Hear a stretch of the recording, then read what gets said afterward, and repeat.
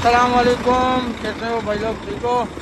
अच्छा, ये आज गाड़ी का काम करना है तो आपको बताते हैं कि क्या करना है क्या नहीं।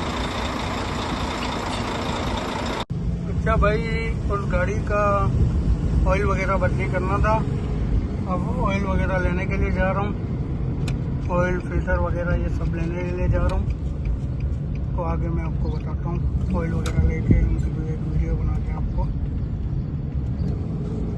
बताता हूँ आगे आगे क्या होता है, कितना इसमें ऑयल आता है, कितने इसमें फ़िल्टर होते हैं। ये इसमें आया है 30 लीटर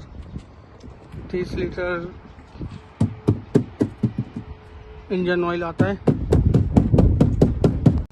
ये अभी स्टार्ट कर रहे हैं।